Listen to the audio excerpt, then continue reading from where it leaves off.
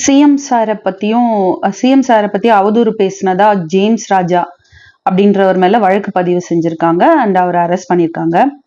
அவரோட வீடியோஸை நானுமே பார்த்தேன். அது கண்டிப்பா கண்டிக்கணும். அது ரொம்ப நல்ல விஷயம்லாம் கிடையாது. அது டிஎம்கேக்கு சப்போர்ட் பண்றாங்களோ எந்த கட்சிக்கு சப்போர்ட் பண்றாங்களோ கருத்தா சொல்லணும், கருத்தியலா எதிர்கொள்ளணும். அரசியல் கண்டிப்பா பேசணும், ஆனா ஆபாசம் பேசக்கூடாது. நீங்க எடுத்திருக்கிற ஸ்டெப்பை கண்டிப்பா வரவேற்கணும். ரொம்ப நல்ல விஷயம் சிஎம் சார். ஆனா இது வந்து திமுக ஆதரவா பேசி இந்த மாதிரி பேசுறவங்க மேல மட்டும்தான் உங்க சட்டம் வந்திருக்கு.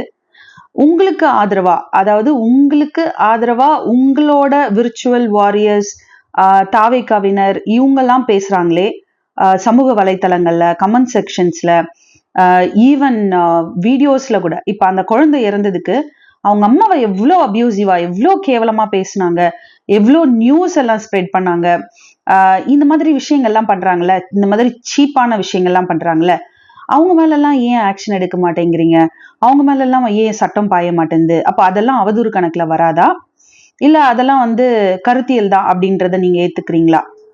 யாரு தப்பு பண்ணாலும் தப்பு தப்பு தான். அப்படி நீங்க அணுகிறத தான் நாங்க எதிர்பார்க்கிறோம். இப்ப நீங்க பண்ணிருக்க இந்த விஷயத்த, இந்த ராஜா அப்படின்றவரை நீங்க அரெஸ்ட் பண்ணத உண்மையிலேயே ஒரு பெண்ணா நான் ரொம்ப சந்தோஷப்படுறேன் அண்ட் வரவேற்கிறேன். இதையே நீங்க எல்லாருக்கும் பண்ணீங்க அப்படின்னா அது இன்னுமே எங்களுக்கு சந்தோஷமா இருக்கும். அதை தான் நான் சொல்ல வரேன். எல்லாரும், அது தாவேக்காவினரோ, ஏடிஎம்கேவோ, டிஎம்கேவோ, எந்த கட்சியா வேணும்னாலும் இருக்கட்டும், சமூக வலைத்தளமோ நேர்லயோ ஆபாசமா பேசுறவங்க, ஆபாசமான பதிவுகளை போடுறவங்க, கருத்துக்களை சொல்லும்போது எதிர்கருத்து சொல்றதுக்கு துப்பில்லாம ஆபாசமா பேசுற எவனா இருந்தாலும் எவளா இருந்தாலும் நீங்க இதே மாதிரி கடுமையான நடவடிக்கையை எடுப்பீங்களா அப்படின்றதுதான் என்னோட கேள்வி. தமிழக மக்கள் ரொம்ப தெளிவாதான் இருப்பாங்களே தவிர்த்து இது அயோத்தி மாதிரி ஆக்கலாமே, இதுல என்ன தவறுன்னு கேக்குறாருன்னா அப்ப அவர் எந்த அளவு இவருக்கு அறிவு இருக்கு நயினார் நாகேந்திரன் அவர்களுக்குன்னு இதுலயே மக்கள் தெளிவா புரிஞ்சிருப்பாங்க.